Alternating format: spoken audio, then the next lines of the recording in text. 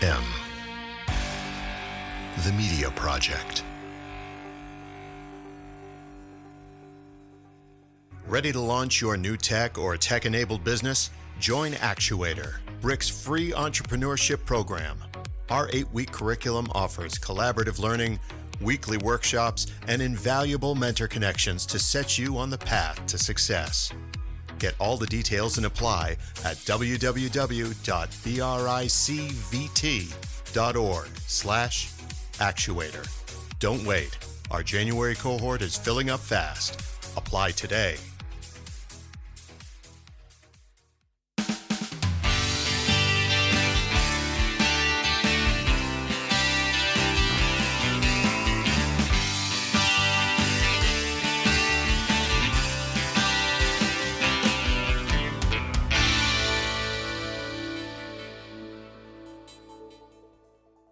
Well, this evening, folks listening here to the SMG's Over Here Yet podcast, we have with us a gentleman from the great wilds of central part of the country in Indiana, Neil Mylet. He's fast becoming a good friend here at the podcast. He is a farmer, graduate of Purdue.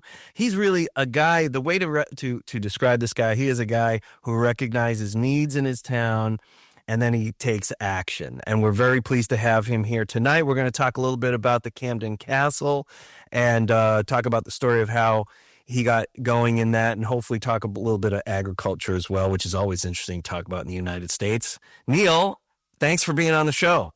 It's a pleasure to be here on this mild winter evening. Or I guess it's not winter yet, but we're getting there.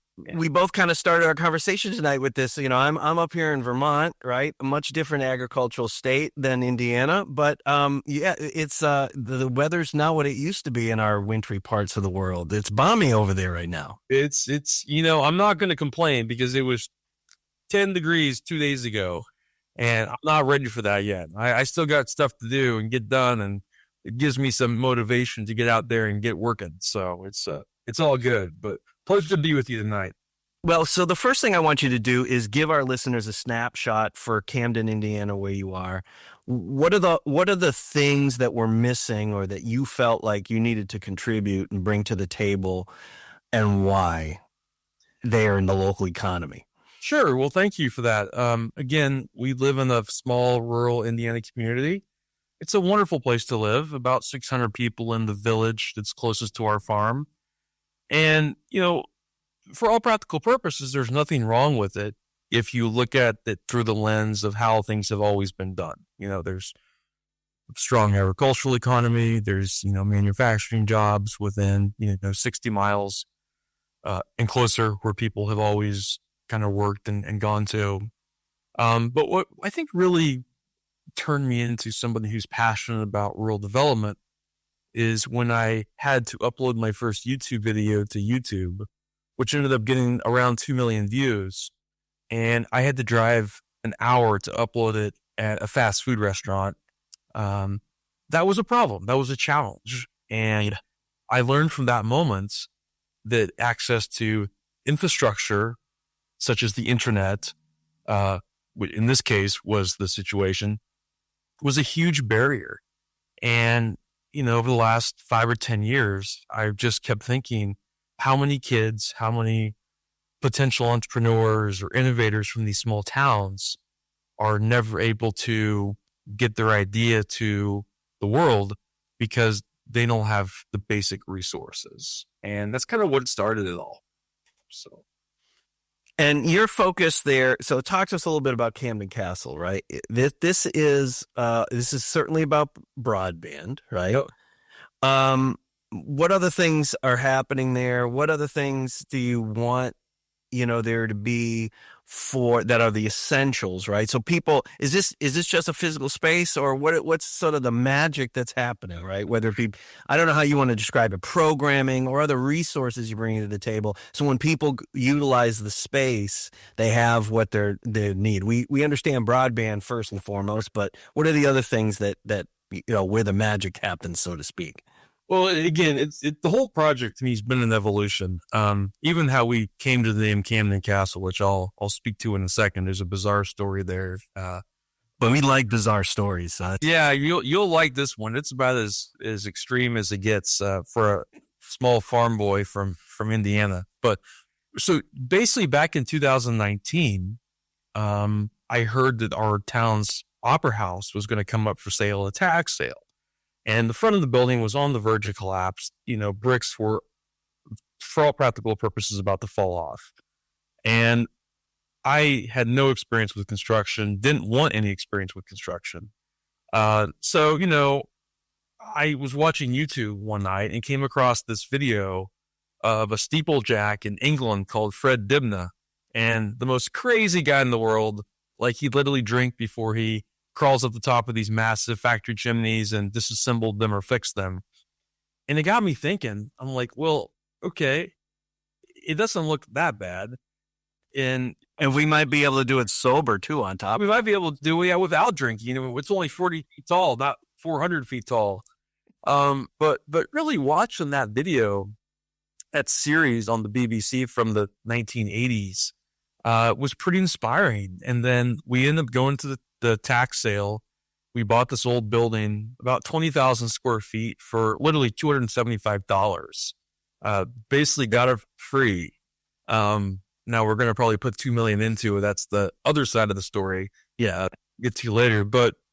And over the period of time, it's really evolved.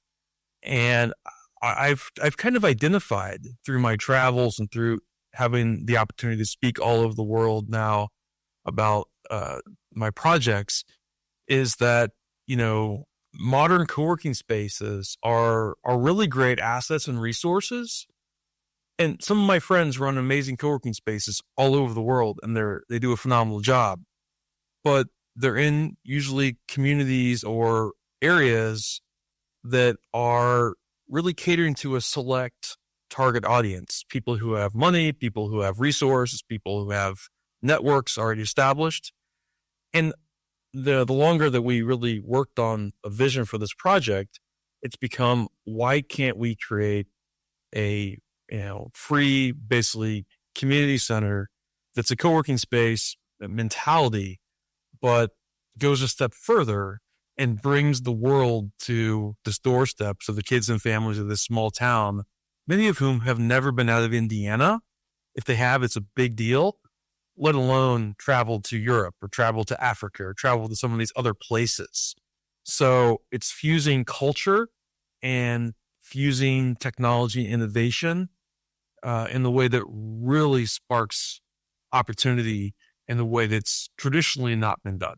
Yeah, you're describing the, part of, I guess it's also a challenge, right? Yep. If you're building co-working in a place, politely over here, on my little team here, we've said, this isn't a community that already has a co-working culture, right? If you're going to go to Cambridge, Massachusetts and stick one of these in there, like, there's competition for it, but people will get what co-working is. You do this in other rural towns and people might say, like, what the hell is co-working? Right.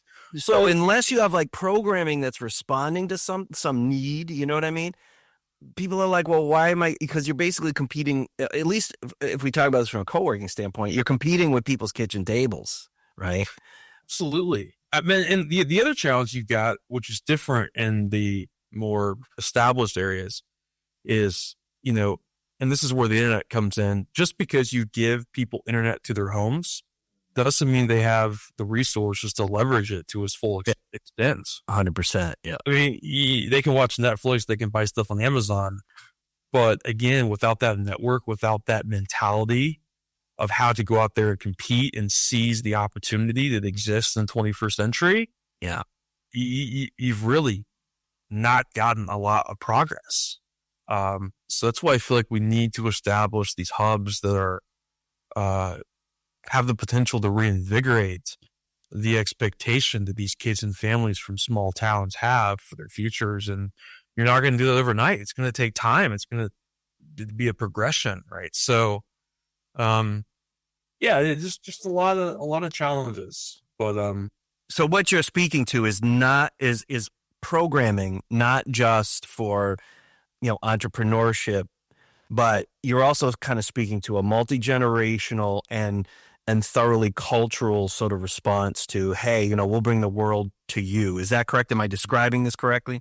Absolutely. As much as I love teaching entrepreneurship, and I have some amazing friends, again, that do that, I don't think inherently you can teach entrepreneurship. You can to a certain extent, but the true entrepreneurs are going to figure it out for themselves. You have to give them a platform. You have to give them the resources to go out there and do that. And I think one of the ways you become you have a chance to succeed in the entrepreneurship world is by meeting lots of people, listening, learning, and just observing trends, observing, the way the people make decisions, the way that people do things. Yeah. And you can't do that when you're sitting in a town of 500, 600 people and you've never left.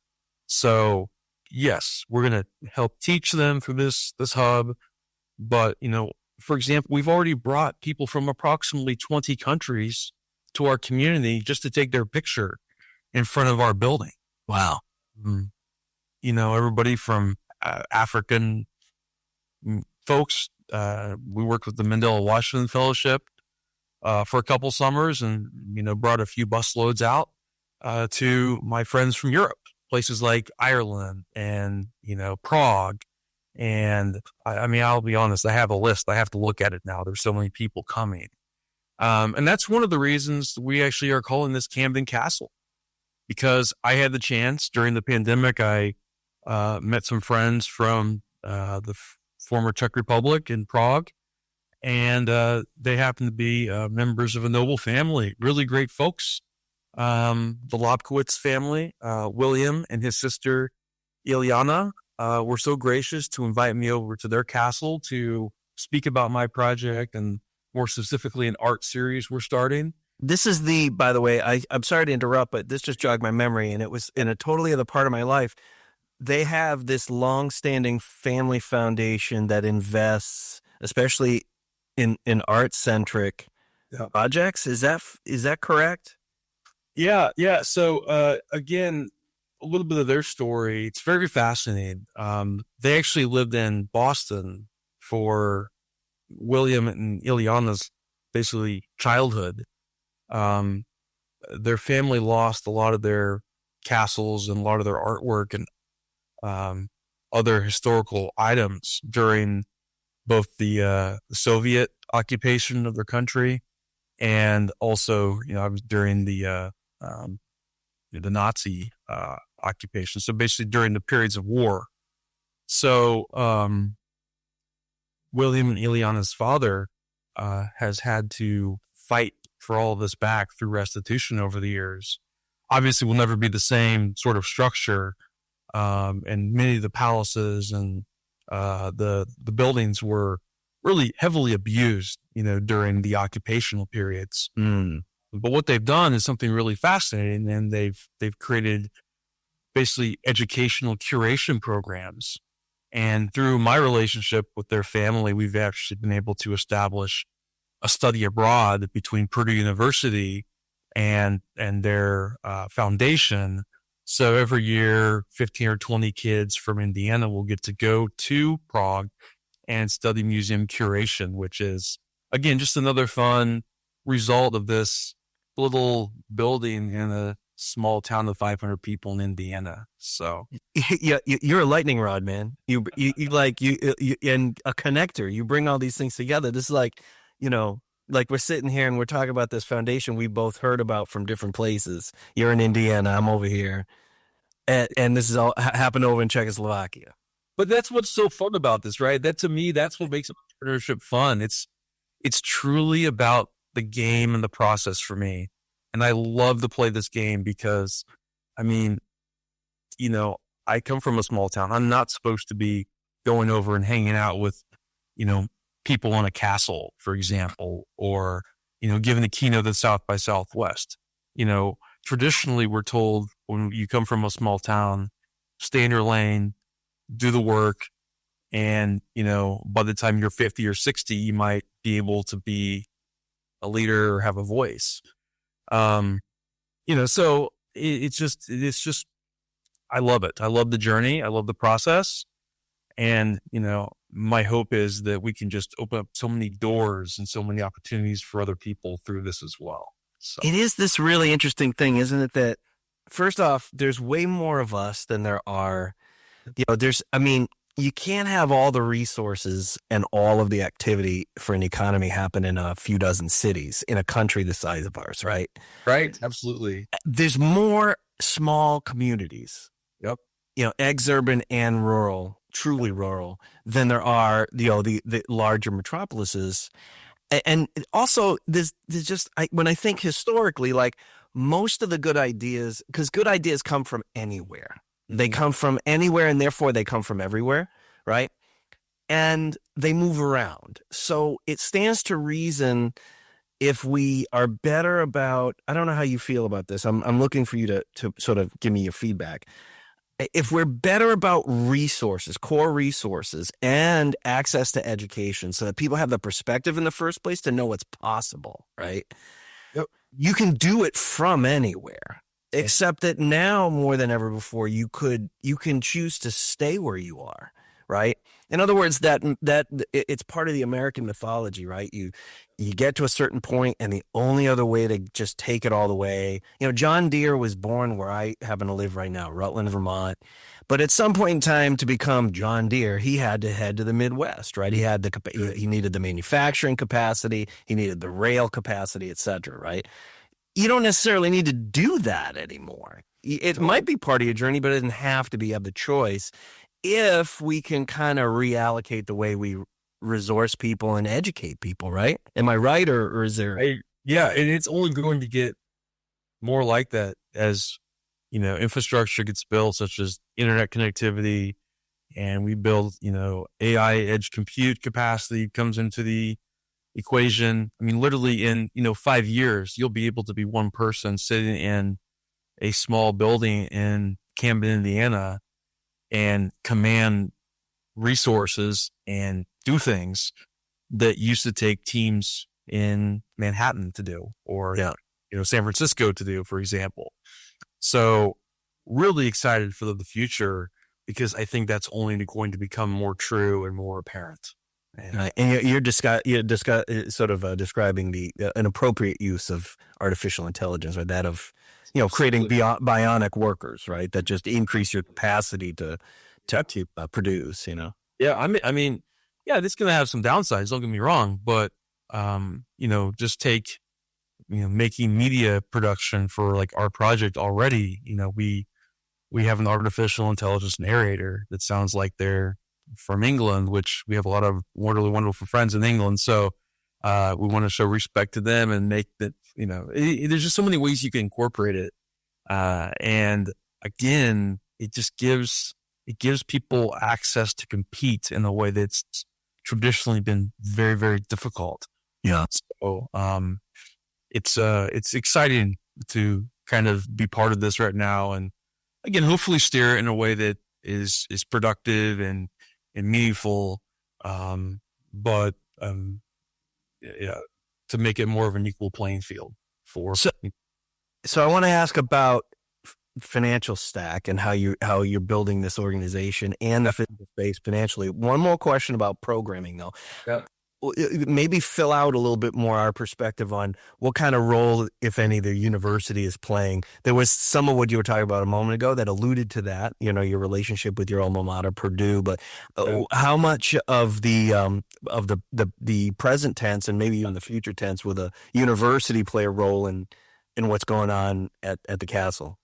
Yeah, I think it's still to be determined. I love my university. I love Purdue. I have tons of friends there still. And, again, I went to college. This probably sounds terrible, but I went there to meet people and build relationships and build networks. And that's really proven to be invaluable.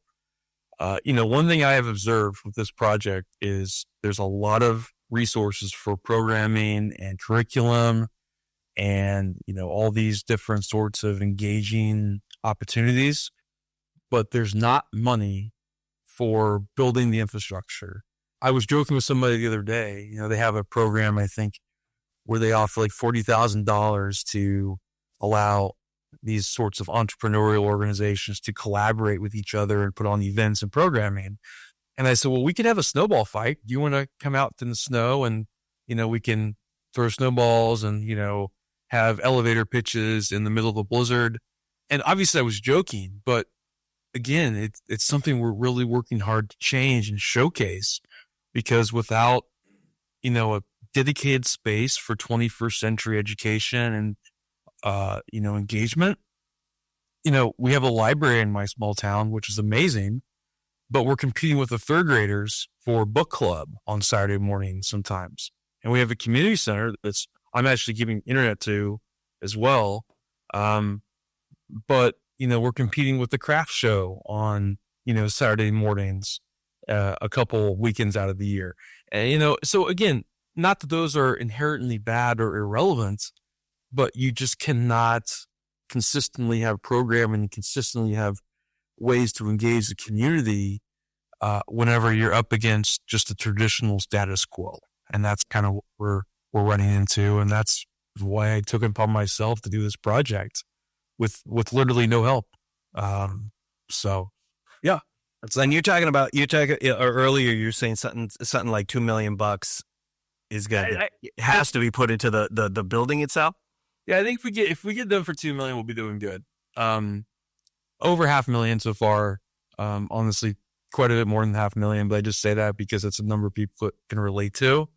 It's like their house, like a lot of nice houses are $500,000. Yeah. And that's not even taking into account my time and, my resources and opportunity cost. So, yeah, it's probably the most non-productive use of my time and money if you just look at it from a dollars and cents perspective. And I acknowledge that. I'm very transparent with people about that. I'm like, don't go and take a project of this on if you think you're going to get rich and you're going to make money. And that's the challenge is, if you talk to the economic development folks, like at the state level, the local folks have been very supportive. They just don't have a lot to give. I mean, that's how it is in small towns. Our local economic development folks actually this week just gave us $10,000, that's a lot of money to them. And that's incredibly, well received. And, again, just my heart goes out to them for that contribution. And I'm going to guess that's your county level people, right? Where your neck of the woods is. Yeah. You kind of county planning and economic development. Yeah. Yeah. Yeah. But, again, without me putting in like $500,000 and going all over the world the last 5 years and building this brand, which is really kind of morphing into above and beyond just about our community, you got to have some resources to get started. And that's the challenge. That's, I think, the $1 million puzzle that I'm ultimately trying to solve, which I have to be honest, I don't have an answer for yet. How can we make delivering change and 21st century opportunity more accessible to people who don't inherently have, their own money per se, or their own resources or their own network. And I think that's kind of ultimately where this project's going long term. If I look at it over the next 20, 30 years of my life, how can we take the Camden Castle brand, which we're really working hard to develop, a deeper level into something that can help influence, change in the system for people from small towns and also urban centers who deserve better. They deserve opportunity in a way that they don't have right now, and that's ultimately what we have to work on. And is it that location, right? The building itself. I mean, does it lend itself to a mixed use? Can it have residential and all that? And that kind of gets me into like this broader question of like, since most of the country is in some form of a housing crisis, right? So up here in the Northeast, it can always get worse, and we don't want it to, but it's really hitting this is something that it viscerally just hits, Neil, right? Like you can have two different people, two different age groups, right, in the same room, and the conversation just immediately is gravitating towards what side of that conundrum you're on, and people get really heated about it. What's it like there in Camden and stuff like that? And can your project actually help to sort of, ameliorate that in certain ways? Yeah, it already has. And, people are pretty much, you're not going to change their minds on anything. I don't care what it is, the weather, politics, or food. Or something as personal as housing, right? Next to owning your own business, it's a personal perspective. Right. Absolutely.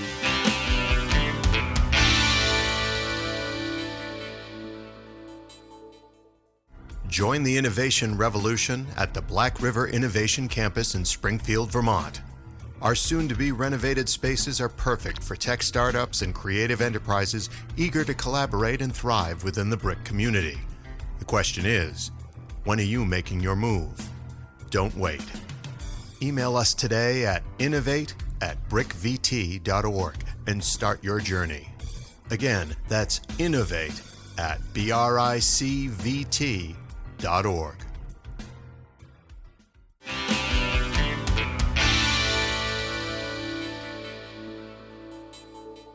My project is not focused on housing. That's a game. That's a whole other game. Yeah. And that's not something I have the time or resources to really devote to. We're building our hub out, so it's really focused on education, in terms of obviously entrepreneurship and culture. But one of the biggest things we're also going to use it for and try to focus on is internships, a dedicated spot where people can go to have virtual internships, whether that's with big companies on the coasts or a startup company at Purdue, which is about a 45-minute drive. But the reality is when you live in these small towns and you don't have a car, okay, you can't take advantage of an internship. That might as well be 4,500 miles, right? Exactly. Yeah. I tell people you might as well just go get a job on Mars for all practical purposes. So, my focus is not on housing. It's very important. People, there are other people focused on that who are doing a really good job. I'll let them do that, and I'll just try to build the hub for people to leverage and use. And again, another purpose for our hub is going to be to create content, and it can be distributed across the country and the world. I was really fortunate, a fairly young age, to get to speak at South by Southwest several years in a row. As part of that, got to speak on the stage of Austin City Limits. And I'm actually modeling the upstairs, which is going to be a YouTube studio, one of the largest private YouTube studios I'm aware of this part of the country, after some of the theaters and YouTube studios I visited, like in Los Angeles and in Austin. And very cool. That. So we're really looking at this from let's help our community, but also, really create content and programming that can be distributed all over the place. So we're going to fly in folks, professional athletes, influencers. Last fall, one of my friends, who's one of the most famous truck drivers in the world, she has over 1 million followers on social media. She came into the 3-week residency here. We have the potential to do that with our project. They can obviously amplify to communities across America. So. Yeah. And to build, it sounds like you've got in your head, like, this can build a network over time, whether it is Camden Castle externalized or like Camden Castle is doing things that are replicable. Other people start doing it in other places, or you start doing it in other places, and that network, because that becomes a very important resource to the members, right? That they get that bandwidth, that they get to connect with people that they wouldn't otherwise connect with, and still be able to live and work in the community that they were born in, and they have a choice at that point. They can stay. Yeah, that's what it's. I mean, again, and that's there's not a very good business model there, at least inherently on the surface. There's a lot of just giving your time to build that aspect of the brand. But I think over time, there will be ways to monetize it that, leads to more sustainable path, especially on that content side and of the equation. But, again, like to me, this goes so deep. And some of the stories of impact we've had already, we've provided over $100,000 of part-time jobs and internships to kids. And I would say young people. So, most of the people who've helped us are, let's say 15 to 30 for all practical purposes, within basically $100,000 within 3-mile radius of this building. So if more communities did that, and the building's it doesn't even have heat or electricity for all practical purposes yet.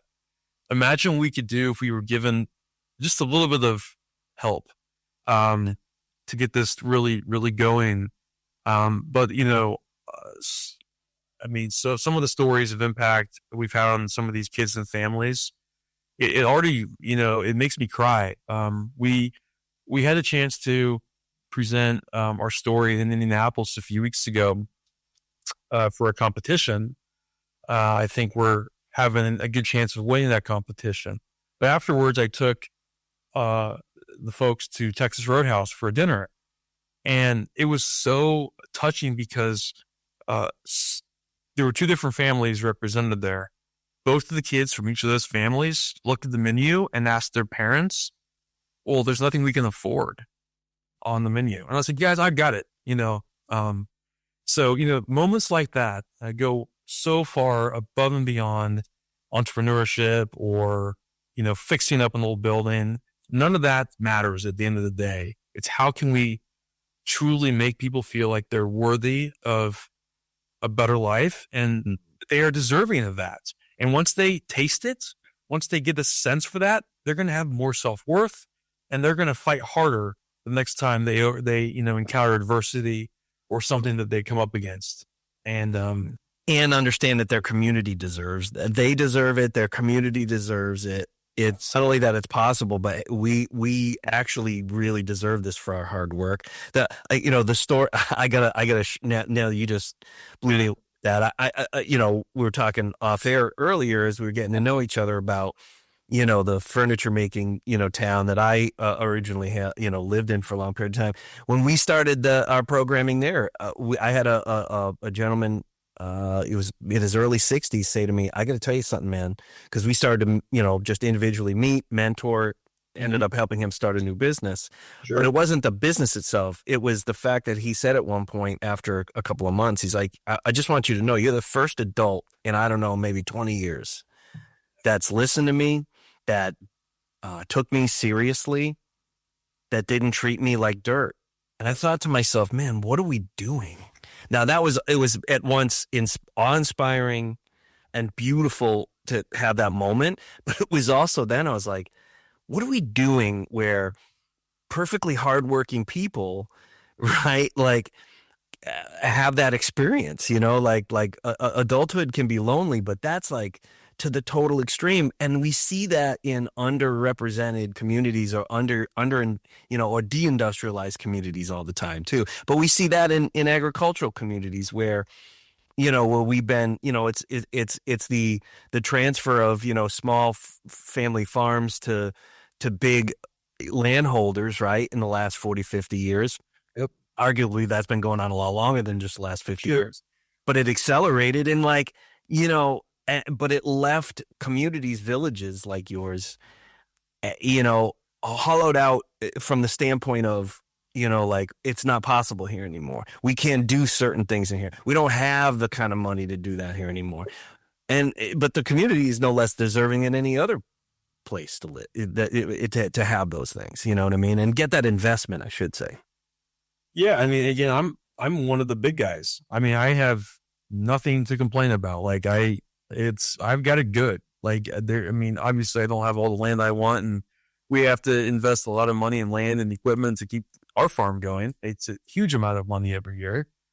But when you realize just how hard people have it who are truly doing everything they can to survive, again, without this project, I wouldn't have this perspective, this level of empathy, because it's so easy just to get stuck in your routine and your day to day and, worrying about like what you're going to try to tackle next. And I'll be honest, there are days when I just, especially with the construction piece of this project, because we're doing as much of the work we can ourselves to save money to be able to do this. It's like, there's so many days I want to quit. And as bad as that sounds, like when it's 90 degrees or 100 degrees and you're on a scaffold all day in the sun. And another story that I think will really touch people's hearts was when we were doing the brickwork for this project. Again, back to the construction piece, which I know really has no correlation to the programming or the educational dimension long term. But it's pretty existential, isn't it? You got to do that first. You got to do the space first. Yeah. You got to have a building. But we were working outside in the terribly hot sun, 100 degrees, and I was just done, I'll be honest. And these two little redhead girls who live across the street, they've kind of become our spokespersons for the project. I see them walking across the street. I'm like, oh, great. What do they want now? Or what are they going to say? And they brought me strawberries from their garden. And wow, they're like, we can't wait to have the computer lab open. We hope this helps you get it done quicker. So, the moment that you think you've had all you can take, you're reminded that, there are people who need this infrastructure, that need this opportunity, and they see it. And the moment you get them to really buy in, there's no stopping you, and there's no stopping your team. And really what I've tried to do with this is almost build it into a team atmosphere where the whole town feels like, they have ownership in the vision, ownership in the project. And, over the next, few months, we're going to launch a YouTube series that documents the restoration, documents some of these stories. Cool. And you're going to see a lot of them and hopefully not a lot of me, because I want it to truly be about them at the end of the day. Because that's how it should be, right? That's how all this should be. And, that's what makes it special. Well, you're building a center of the community, a hub for the community, and it is about their story. It's a market. If it's a truly market responsive approach, that's a generic terminology. But if it's truly, then it is truly about the folks who live there and how they're going to use it, right? You said it was an old opera house, by the way. Was it like one of the old franchise vaudeville theaters type things, or was it more like the community center that also was the municipal building, et cetera? Or what's a little bit of history just for context's sake, right? Because we love old buildings, man. Yeah. It was. I don't know like the terminology that well. It was built in 1911. I know that much. So the downstairs were shops. Like I think one side was a bakery, another side was a dry goods store, and the upstairs is where the opera house was at. So, it's been a lot of history to learn about. And one of the coolest things about this, again, going back to the renovation, is we've connected with historical building experts all over the world.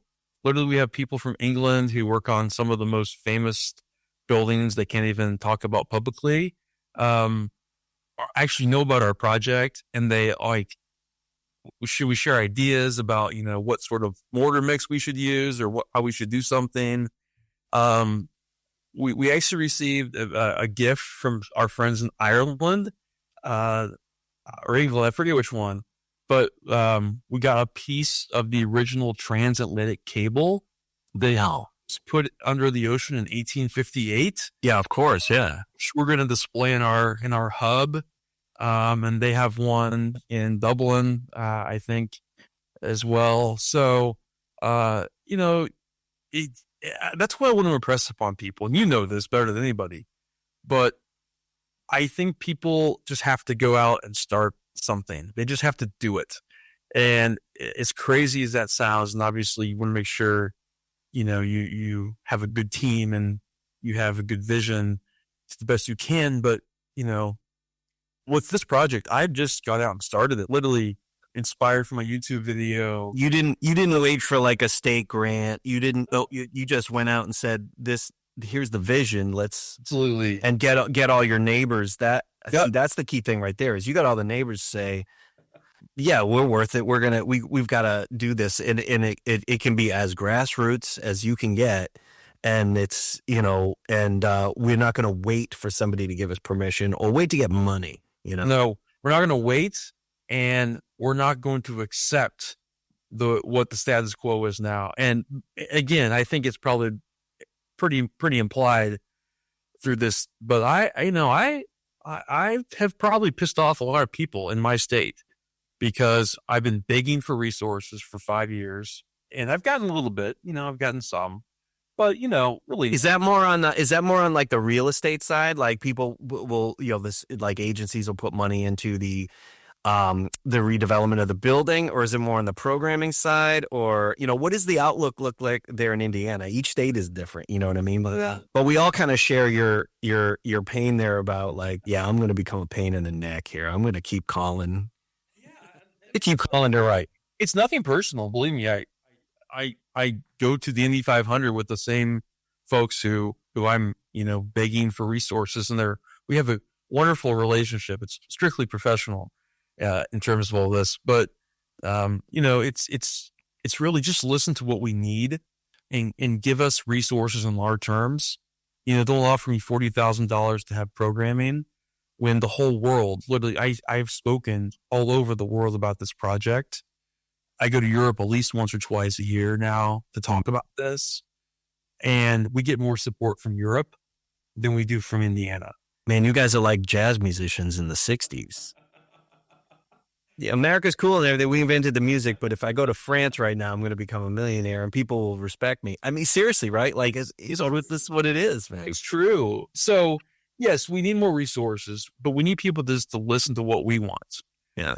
Listen to what we want for our communities and not tell us, because, the more you tell us, the more you resist helping.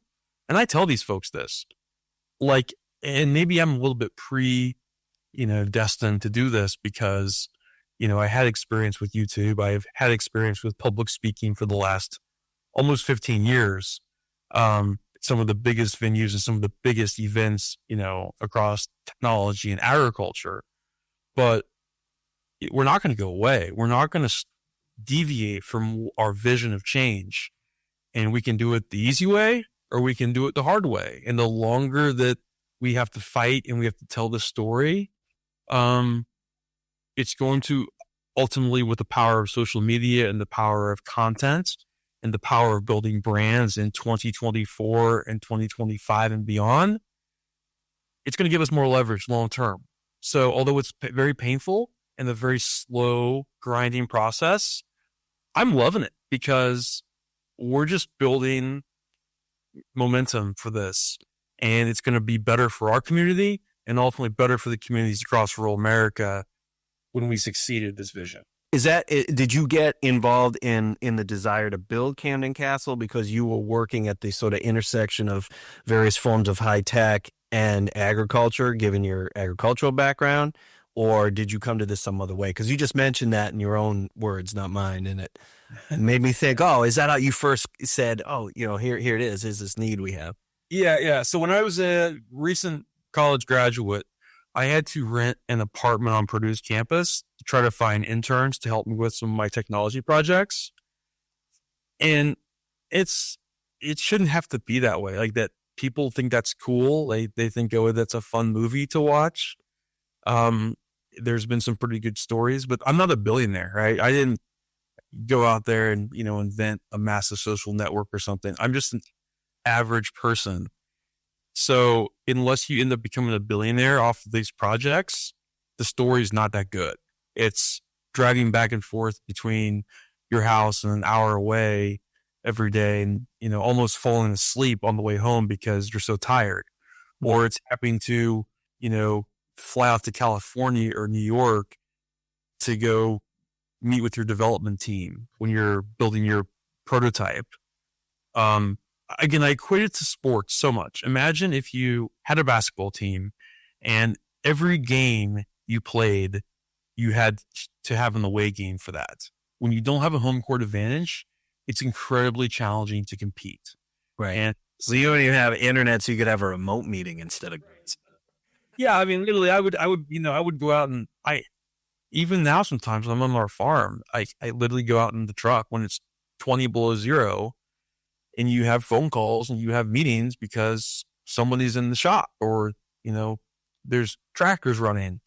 So it just a lot of it's very personal to me, and it shouldn't have to be this challenging to have a comfortable, dependable place to go to access opportunity.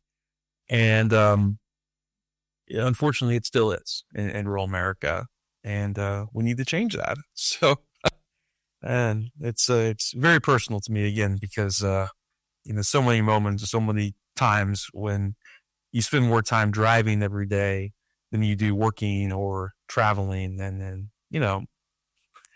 so say we spend $2 million on this building. That's a lot of money. Okay, don't get me wrong, but I'm confident over, say, the next 50 to 75 years, which this building's operational. Yeah, what are all the different uses that are going to happen over time? Yeah. ROI will be very much positive. Well, kind of IP alone, right? Even if it's not direct, even if your organization is a direct benefit of that, like what kind of things are folks going to come up with, right? That become, you don't seem to be on that side, by the way, right?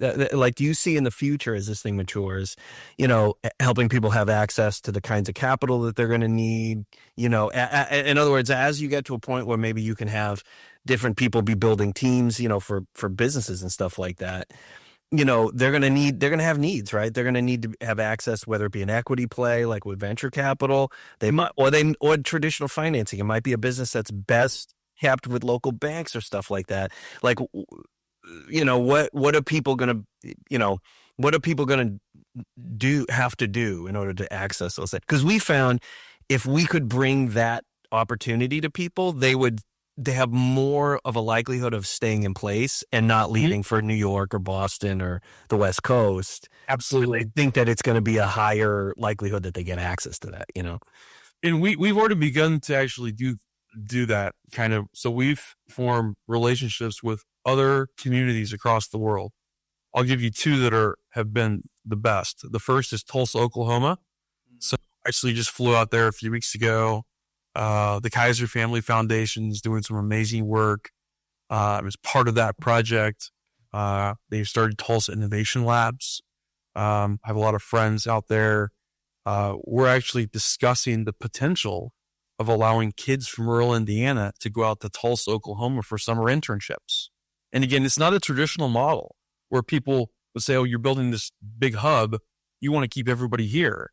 And I don't think that way. I wanted to make this a springboard of opportunity. Whether they stay in Indiana for the rest of their life or they move away, at least they're in a better position to succeed and compete. The other community, which has been so supportive of us, is Kilorglin, Ireland. It's on the western coast of Ireland. There's a hub called the RDI Hub, and they're all like family to us.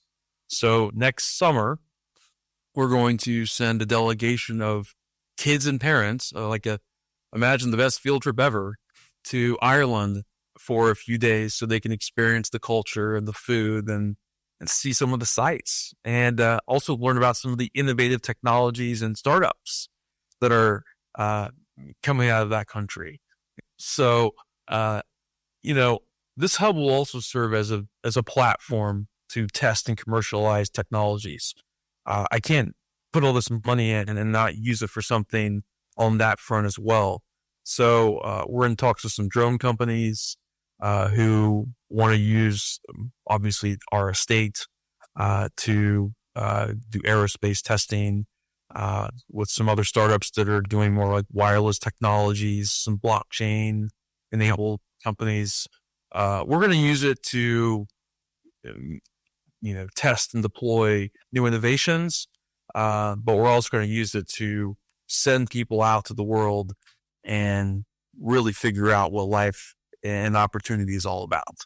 So that was kind of a long-winded answer, but yes, it's wonderful. Yeah, it goes way above the traditional mentality of let's just build this infrastructure, let's build this hub in our small town so people never leave.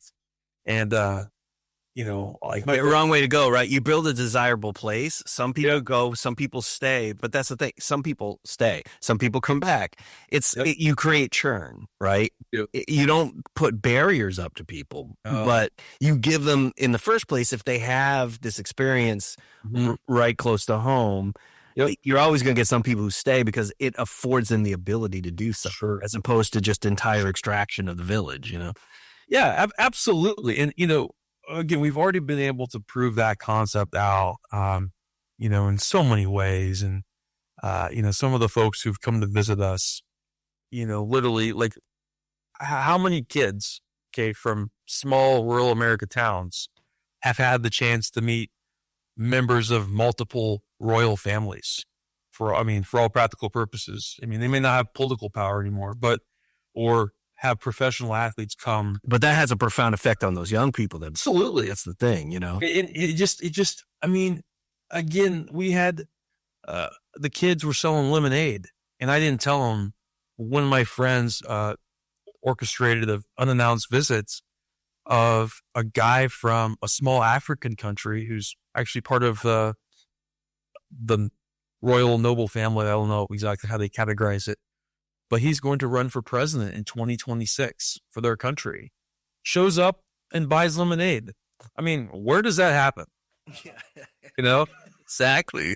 And to me, that's the most exciting part is, I've said it before, but if we're able to make this profound impact in people's expectation and people's experience, and we don't have heat or electricity, y'all better watch out, because when we get this thing up and going, it's gonna be fun, and it's gonna be special, and that's when we become dangerous in the context of really inspiring change. And that's why I've been so patient with our YouTube series, and that's why I've been so willing to go through the motions and do this the hard way. I really only put about $100,000 a year into this project, which is a lot of money. Don't get me wrong. But the slow evolution and the slow build, I think, has allowed us to really figure out how to capture the most value for people. And there's a lot to be said for that, I think. Yeah. It's interesting. There's so much, emphasis right now, and has been for quite some time, especially in tech circles, on, fast and furious, short-term thinking, just the concept of unicorns, right? And we're really only going to focus on unicorns. We're not worried about the slow, steady burn. But the only way you really get to create an environment for entrepreneurs where they can make mistakes, where they can come back from those mistakes, right? And the only way you really build a long-term viable regional economy is the slow and steady burn. You know what I mean? We're not looking for unicorns. We're looking for a few dozen businesses at any given time that people are starting. But at the same time, they're allowed to make mistakes within that context and learn from them and come back and do things new and fresh. And so just what you're saying in your one example just speaks to that overall and the importance of that, Well, don't get me wrong. There are times when I wish we had unlimited funds to build this, because there have been not so many. There have been 3 or 4 kids in particular who have, graduated high school, and I'm like, we really have not been able to help them the way we would be able to when this was finished, and that hurts. And that's really why the last couple months, I've really taken a greater sense of urgency on this, really pushing harder to try to get this thing up and going to a functional state, because there's nothing more painful than having, a couple years with some interns and some young people who are helping out. And then, they turn 18 and you don't have the proper infrastructure in place to actually give them those internships, or, give them a space to work above and beyond just creating some content, for example, or helping us with the filming. And you're like, we got to go. So there's definitely a fine line there. But you got to do your best. And I think that's what we're trying to do. And, we're going to get there. There's nothing that's going to stop us. Like,